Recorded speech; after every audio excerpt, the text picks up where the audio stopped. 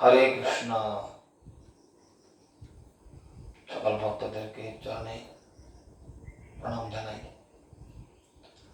আমার শিক্ষাগুরুদের দীক্ষাগুরুর চরণ কমলে ষষ্ঠাঙ্গ দণ্ডবত প্রণতি জানাই এবং তাদের অহেতুক কৃপা আশীর্বাদ ভিক্ষা করি।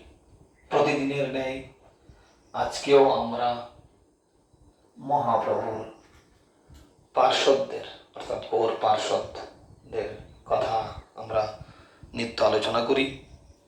সেই জন্য আজকেও আমরা একজন গৌর ভক্তের কথা আলোচনা করার চেষ্টা করব। আজকের আলোচনাটা অন্য দিনের আলোচনার থেকে একটু ভিন্ন। পরবর্তী সময় আমরা বুঝতে পারবো। হরে কৃষ্ণ। কারণ গুরু মহারাজের বাণীর মাধ্যমে আজকের আলোচনা শুরু করা যাক। একজন যথার্থ শিষ্যের দৃঢ় বিশ্বাস বা সংকল্প, আমি আমার গুরুদেবের নির্দেশ ছাড়া অন্য কারো কোনো কথা শুনবো না। আমার গুরুদেবের চরণ কমল থেকে যে শক্তি আমি পেয়েছি তা দিয়ে আমি প্রচলিত সমস্ত চেতনাকে মুষ্ঠাঘাত করে ছুঁড়ে ফেলে দেব। শ্রী গুরুর চরণ কমলের এক বিন্দু ধূলিকণার দ্বারাই এই পৃথিবীর লক্ষ লক্ষ মানুষ উদ্ধার হতে পারে। আমার গুরুদেবের চরণ কমলের এক বিন্দু ধূলিকণার চেয়ে ভারী কোনো জ্ঞান বা তত্ত্ব 14 ভুবনে নেই। একজন যথার্থ শিষ্যের দৃঢ় বিশ্বাস বা সংকল্প এমনই হয়। April 26, 2010, Colombia.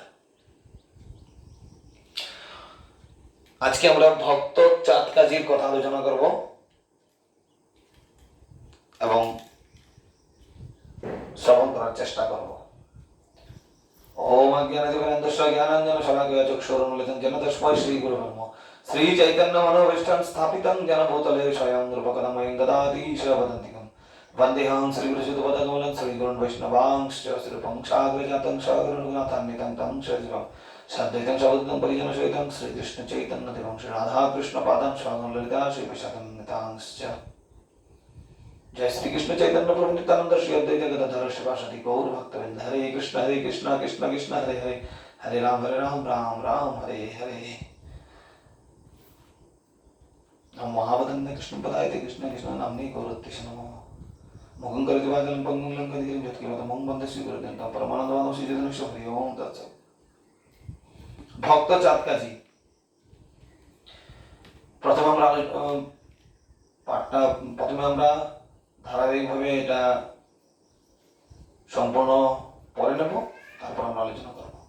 শ্রী গৌর সুন্দরের আদেশে ভক্তগণ গৃহে গৃহে হরি সংকীর্তন করতে লাগলেন। পাষণ্ডিগণের তা সহ্য হল না।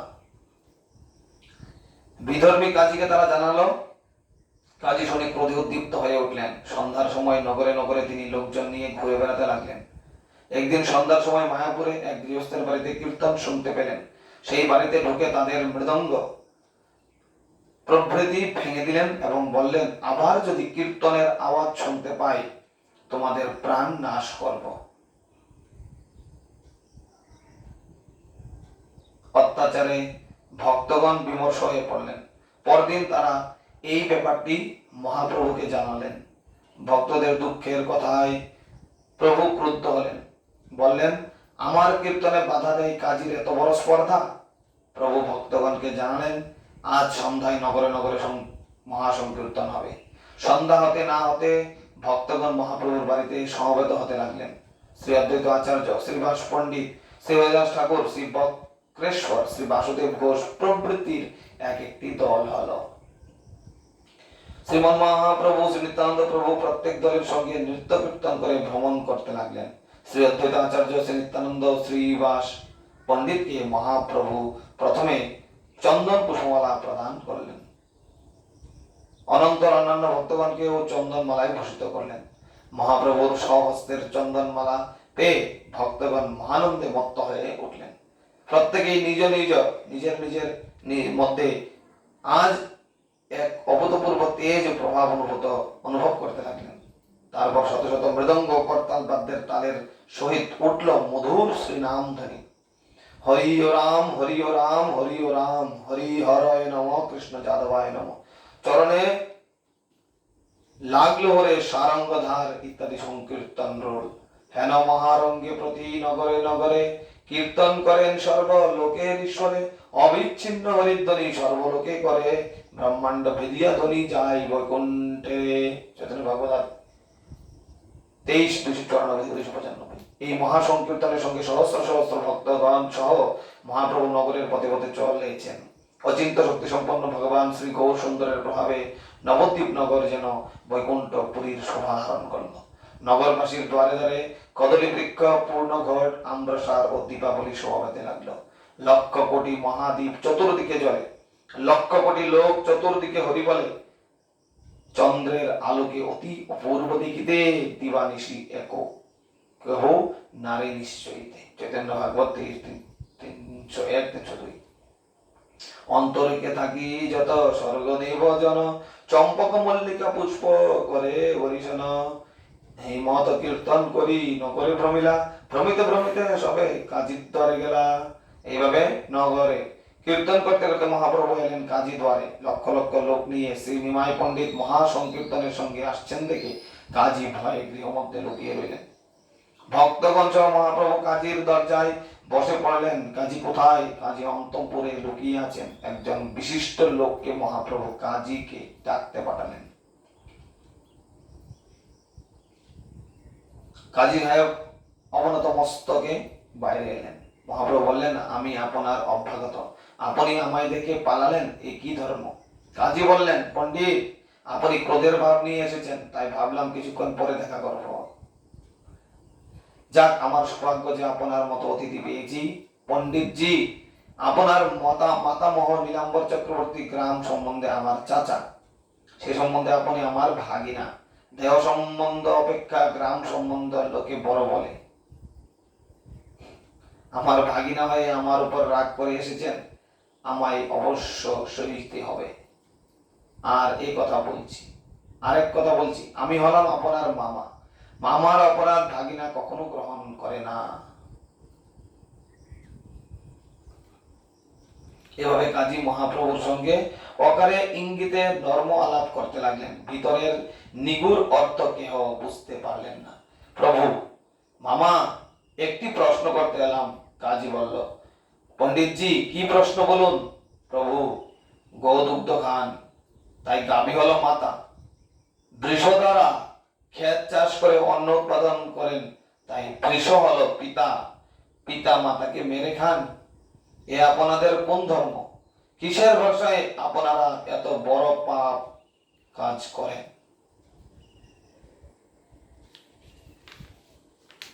কাজী, পণ্ডিতজি, আপনাদের যেমন বেদ পুরাণ, আমাদের তেমন কেতাব পুরাণ। উভয় শাস্ত্রেই প্রবৃত্তি ও নিবৃত্তি মার্গের কথা আছে। নিবৃত্তি মার্গ মতে প্রাণী মাত্র বধ নিষেধ, প্রবৃত্তি মার্গতেই বধ করা চলে। শাস্ত্র আজ্ঞা বলে করলে পাপ হয় না। আপনার বেদেও গোবধের কথা আছে। পুরাকালে হিন্দুদের কোন মুনি গোবধ করতেন। প্রভু বলছেন, বেদে গোবধ নিষেধ, তাই কোনো হিন্দু গোবধ করে না। পুনরায় জীবন দিতে পারলে জীব হত্যা করা চলে। পুরাকালে জরদ গবকে, বৃদ্ধ পুরুষকে যজ্ঞস্থলে বধ করে বেদ মন্ত্রের দ্বারা পুনর্বার তাকে জীবন দান করা হতো। তাতে তার উপকার হতো, পুণ্য হতো। কলিকালে ব্রাহ্মণদের এই প্রকার শক্তি নাই, এখন কেহ গোবধ করে না। মামা, আপনারা বাঁচাতে পারেন না, কেবল বধ করতে পারেন। এই পাপের ফলে নরক থেকে নিষ্কৃতি পাবেন না। মহাপ্রভু বললেন কাজীকে, কলিকালে গোবধ, বৈদিক সন্ন্যাস, মাংস দ্বারা পিতৃশ্রাদ্ধ, অশ্বমেধ যজ্ঞ, দেবের দ্বারা পুত্র উৎপাদন, এই 5টি কার্য শাস্ত্রের নিষিদ্ধ। চৈতন্য চরিতামৃত আদি 17 থেকে 164। গো অঙ্গে যত লোম আছে, গো হত্যাকারীর তত বৎসর মহারৌরব নরকে বাস করতে হয়। আপনাদের শাস্ত্রকর্তা ভ্রান্ত বুদ্ধি নিয়ে শাস্ত্র মর্ম না জেনে এই সব মত প্রকাশ করেছেন। মহাপ্রভুর সিদ্ধান্ত শুনে কাজী সাহেব স্তব্ধ হলেন, বললেন, পণ্ডিত, আপনার সিদ্ধান্তই ঠিক সিদ্ধান্ত। আমাদের শাস্ত্র আধুনিক, তার বিচার সংগতি নাই, সবকিছুই কল্পিত, আমি তা বুঝি। তথাপি কর্তব্যের অনুরোধে সবকিছু করছি। কাজী সাহেবের কথা শুনে মহাপ্রভু হাসতে লাগলেন। মহাপ্রভু বলছেন, মামা, আরো একটি প্রশ্ন আমাকে করতে চাই, আরো একটি প্রশ্ন আপনাকে করতে চাই। এখন নগরে নগরে যে হরিনাম সংকীর্তন হচ্ছে, তাতে আপনি বাধা দিচ্ছেন না কেন? আপনি কাজী, হিন্দু ধর্ম বিরোধ করাটা মুসলমানদের বিশেষ নিয়ম। কাজী উত্তর দিচ্ছেন, সকলে আপনাকে গৌর হরি বলে, তাই আমিও গৌর হরি বলে সম্বোধন করছি। গৌর হরি, এই প্রশ্ন সম্বন্ধে আপনাকে সবকিছু বলবো, যদি আপনি নিবৃত্তে শোনেন। প্রভু, মামা, আপনি এদের সামনে স্বচ্ছন্দে বলতে পারেন, এরা আমার অন্তরঙ্গজন, কোনো ভয় নাই, আপনি বলুন। কাজী, যেদিন খোল ভেঙে কীর্তন বন্ধ করে সেই রাত্রে এক ভয়ঙ্কর স্বপ্ন দেখি। এক ভয়ঙ্কর নরসিংহ মূর্তি বক্ষের উপর চড়ে আমাকে বধ করতে এলেন। আমি ভয়ে অর্ধমৃত হই। দন্ত কর্মর করতে করতে সেই মূর্তি আমাকে বললেন, মৃদঙ্গের বদলে তোর বক্ষ বিদীর্ণ করব। আমার কীর্তনে বাধা দিয়েছিস, তোকে সংহার করব। তা কে বলল? নরসিংহদেব। কাজী মহাপ্রভুকে বলছে। চক্ষু বুঝে কাঁপতে লাগলাম, মনে মনে তার চরণে শরণ নিলাম। আমাকে ভীত দেখে দয়ার্দ্র হয়ে তিনি বললেন, আজ তোকে ক্ষমা করলাম, আবার যদি কীর্তনে বাধা দিস, তোকে সব অংশে বিনাশ করব। এই কথা বলে নৃসিংহ অন্তর্ধান হলেন।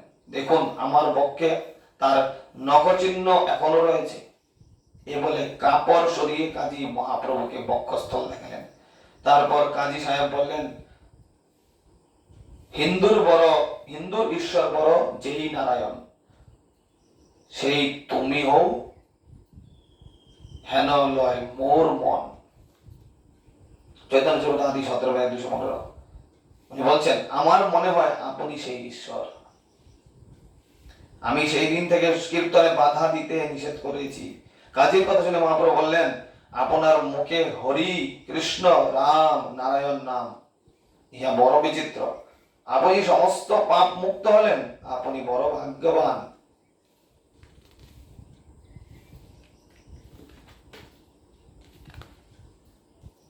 মহাপ্রভুর কথা শুনে কাজী সাহেবের হৃদয় বিগলিত হলো, দুই নয়ন দিয়ে জল পড়তে লাগলো। কৃষ্ণ কৃষ্ণ বলে মহাপ্রভু কাজী সাহেবকে আলিঙ্গন করলেন। হরি বল। কাজী তখন মহাপ্রভুর শ্রীচরণে পড়ে বললেন, তোমার প্রসাদে মোর ঘুচিল কুমতি, এই কৃপা করো যেন তোমাতে রহুমতি। চৈতন্য চরিতামৃত আদি 1/220। তারপর প্রভু বললেন, মামা, আপনার কাছে আমার একটি ভিক্ষা। কাজী বলছেন, আমি দীনহীন, কি ভিক্ষা দিব? প্রভু বলছে, নবদ্বীপে যেন কেহ কীর্তনে বাধা না দেয়। কাজী বলছে, আমি শপথ করে বললে যাব, আমার বংশধরগণ কেহ কীর্তনে বাধা দেবে না। কাজী সাহেবের কথা শুনে ভক্তগণ মহা হরি হরি ধরি করে উঠলেন। তারপর ভক্তগণ সহ মহাপ্রভু সংকীর্তন করতে চললেন। ভক্ত কাজী সাহেবও প্রভুর পশ্চাৎ পশ্চাৎ চলতে লাগলেন। প্রভু তাকে অনেক বুঝিয়ে গৃহে পাঠিয়ে দিলেন। মৌলানা সিরাজউদ্দিন, কাজীর আগের নাম ছিল মৌলানা সিরাজউদ্দিন, সেদিন থেকে ভক্ত চাঁদ কাজী নামে খ্যাত হলেন।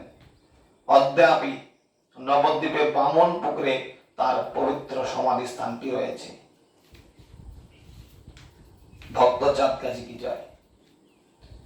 তো এই ছিল আজকে চাঁদ কাজীর বিষয়ে শ্রবণ। অ্যাকচুয়ালি আজকে চাঁদ কাজীর যা করেছে, মানে আগে চাঁদ কাজী মহাপ্রভুর সময়ে যা যা করেছিল, অর্থাৎ হিন্দুদের উপর অত্যাচার, হিন্দুদের সংকীর্তনে বাধা, হিন্দুদের যে কোনো সাংস্কৃতিক অনুষ্ঠানে রুখে দাঁড়ানো, বর্তমান সময়েও চলছে।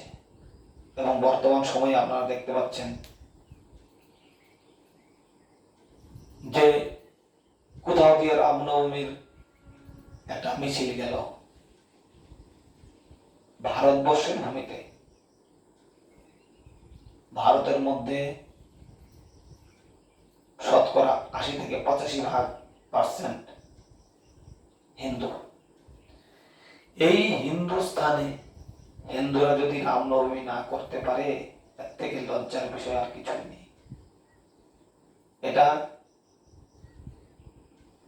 ভারতের স্বাধীনতার পর এই ঘটনাগুলো হওয়া, তার মানে কি স্বাধীনতা হয়নি ভারতের এখনো? ধর্মের ভিত্তিতে রাষ্ট্র রাষ্ট্র বিভেদন, পাকিস্তান হলো ধর্মের ভিত্তিতে। মুসলমানরা ওই দেশে থাকবে, হিন্দুরা এই দেশে থাকবে। কিছু মুসলমান ওখানে চলে গেল, ওরা মুসলিম রাষ্ট্র ঘোষণা করলো। এখনো ভারত ধর্ম নিরপেক্ষ।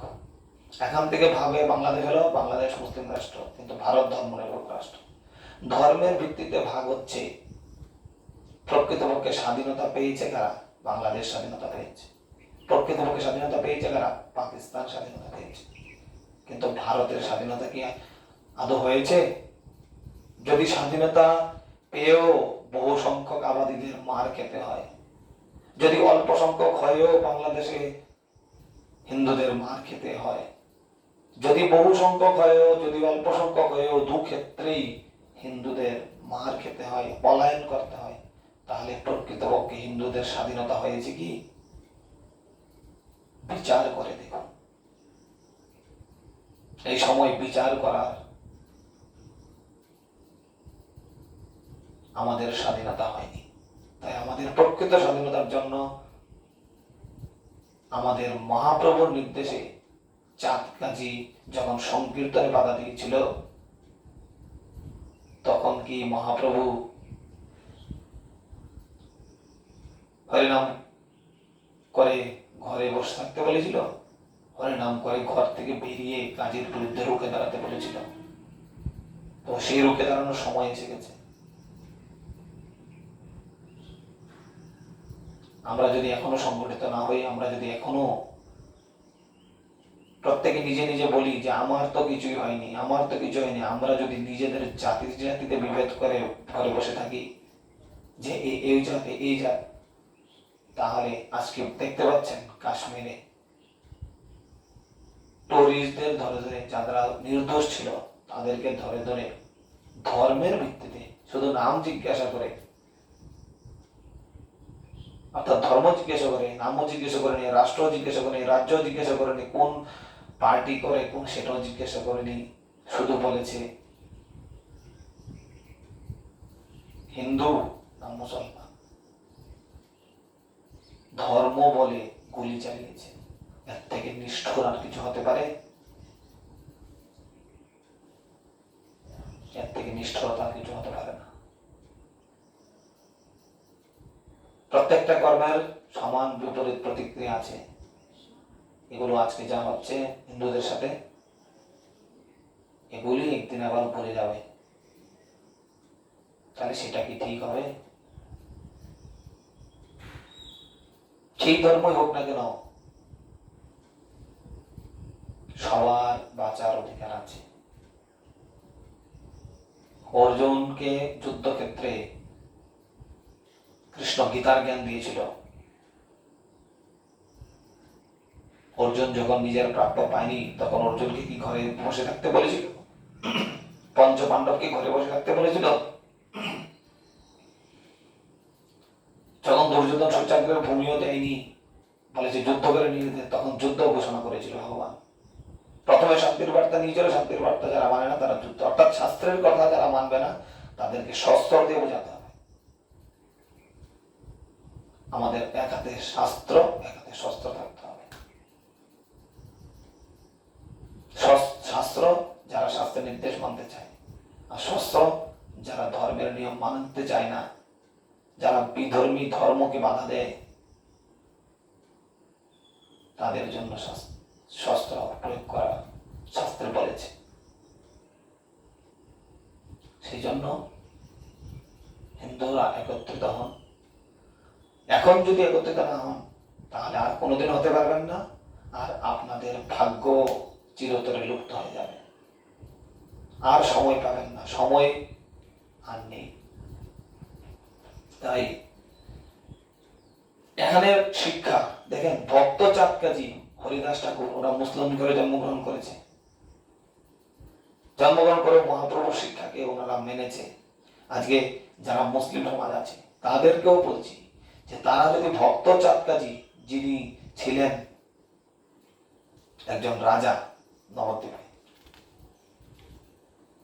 ওনার নাম ছিল প্রথমে মৌলানা সিরাজউদ্দিন। উনি মহাপ্রভুর লীলাতে উনি সংকীর্তনে বাধা দেন। তখন মহাপ্রভু বিশাল মিছিল করে সংকীর্তন আন্দোলন করে মশাল জ্বালিয়ে কাজীর কাছে যায়। কাজী যখন বলে যে নৃসিংহদেব ওনার বুক চিরে দিয়েছিল, যদি আরেকবার বাধা দেয় সংকীর্তনে তাহলে নৃসিংহদেব বংশ বিনাশ করবে, তখন চাঁদ কাজী বুঝতে পারছিল যে হিন্দু ধর্ম, সনাতন ধর্ম সেটা সাধারণ ধর্ম না, সাক্ষাৎ ভগবানের ধর্ম। সুতরাং সত্যি সত্যি যদি মুসলিম হন, সত্যি সত্যি যদি মুসলমান হন, তাহলে ভক্ত চাঁদ কাজীকে অনুসরণ করবেন, গ্রন্থে পড়বেন, পরে বোঝার চেষ্টা করুন। অশিক্ষিতদের মতো শুধু ঢিল ছোড়া, এই করা, হানাহানি করা, মারামারি করা, এগুলো মুসলমান না। প্রকৃত মুসলমান ভক্ত কাজী হবে। প্রকৃত মুসলমান হরিদাস ঠাকুরকে অনুসরণ করবে, হরিনাম জপ করবে এবং মহাপ্রভু সংকীর্তনে আসবে। প্রকৃত মুসলমান কে হিন্দু তাকে ধরে ধরে গুলি করবে না। প্রকৃত মুসলমান অন্য ধর্মে গিয়ে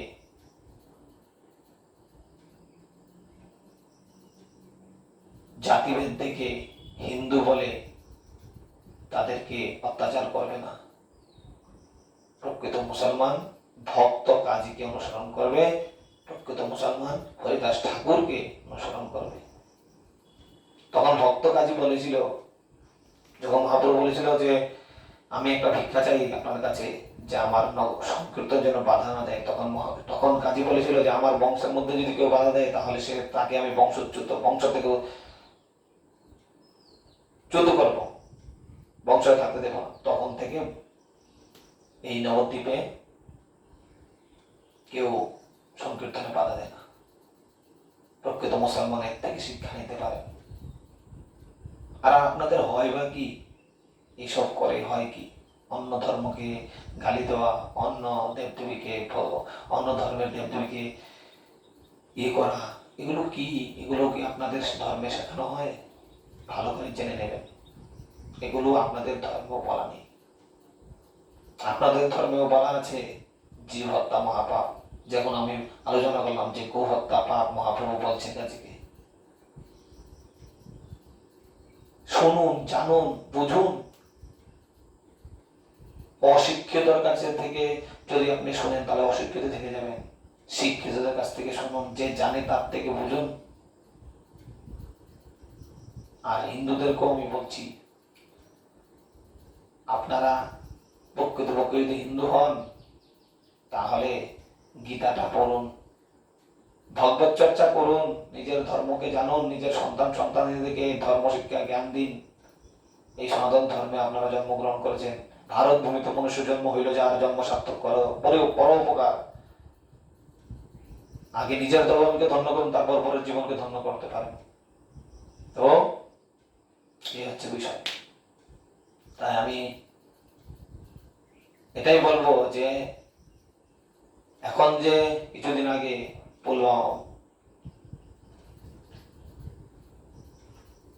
কাশ্মীরে যে ঘটনাটা ঘটলো সেটা হওয়া উচিত ছিল না। এখন এর প্রতিক্রিয়াটা কি হবে? এটা কি ভালো হবে? ভারত কি কোনো অ্যাকশন নেবে না? ভারত অ্যাকশন নিচ্ছে। এটা 1990-এর ভারত না, এটা 2025-এর ভারত। ঘরে ঢুকে ঢুকেও মারতে জানে। যে মুখের কথাই বুঝে না তাকে লাঠি ধরতেই হবে। তাই যা হয়েছে তার জন্য আপনারা প্রায়শ্চিত্ত করুন এবং এখন যা হবে তার জন্য প্রস্তুত থাকুন। প্রকৃত মুসলমান ধর্মকে অনুসরণ করে চলার চেষ্টা করে। প্রকৃত মুসলমান কোনো নাম ধরে জাত বলে ধর্ম বলে গুলি করে না। প্রকৃত মুসলমান সেটা না। এই পৃথিবীতে বাঁচার অধিকার শুধু মুসলমানের নেই, হিন্দুর আছে, খ্রিস্টানের আছে, প্রত্যেকটা জীবের আছে, গাছপালার আছে, পশু পাখির আছে। ঠিক আছে? আর হিন্দুদেরকেও বলছি, আপনারা ধর্মকে অনুসরণ করুন, গীতা ভাগবত পড়ুন, জানুন নিজের জীবনকে, জীবনের উদ্দেশ্যকে। এই ঘটনাটা যখন হলো, আমি যখন শুনতে পেলাম, তখন আমি ভীষণ কষ্ট পেয়েছি। বেশি টিভি নিউজে যেতে চাই না, তারপরে এগুলো শুনেছি যখন, তখন মনকে সামলাতে পারি। তাই সবাই মিলে মহাপ্রভুর আন্দোলনে যোগদান করুন, হিন্দু বলুন, মুসলমান বলুন, কিন্তু কারোর ধর্মে কোনদিন আঘাত দেবেন না। ধর্মে আঘাত দিলে ভালো না।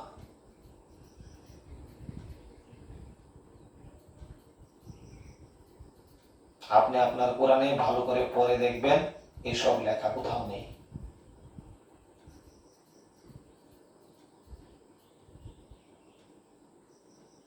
গো হত্যা বন্ধ করুন।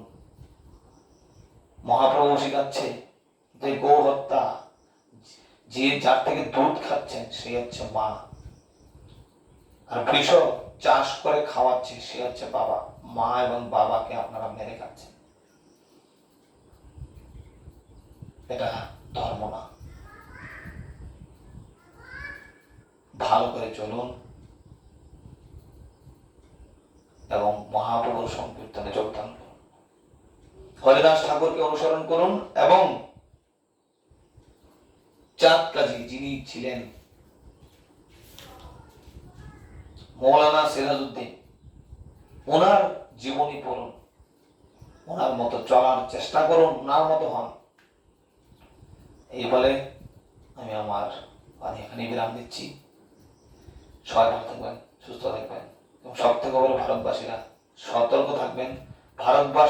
ভারতকে রক্ষা করার জন্য, ভারতবাসীকে রক্ষা করার জন্য, হিন্দুদেরকে রক্ষা করার জন্য ভগবানের কাছে প্রার্থনা করুন, ভগবানই আমাদেরকে রক্ষা করতে পারেন। পরিত্রাণায় সাধনাং বিনাশায় দুষ্কৃতাম ধর্ম সংস্থাপনার্থনা সম্ভবামি যুগে যুগে। ধর্ম সংস্থাপনার জন্য ভগবান যুগে যুগে আসবেন, আসছেন, এবং না হলে কাউকে দূত পাঠাবেন। ভগবানকে প্রার্থনা করুন। হরে কৃষ্ণ কৃষ্ণ কৃষ্ণ হরে হরে, হরে রাম রাম রাম হরে হরে। भक्त चाटकजी की जाए, महाप्रभु की जाए, नित्यानंद प्रभु की जाए, पंचतत्व भगवान की जाए, जगत गुरु श्रील प्रभुपाद की जाए, पति पवन गुरुदेव गुरु महाराज की जय। गौर प्रमानंद हरि हरि बोल।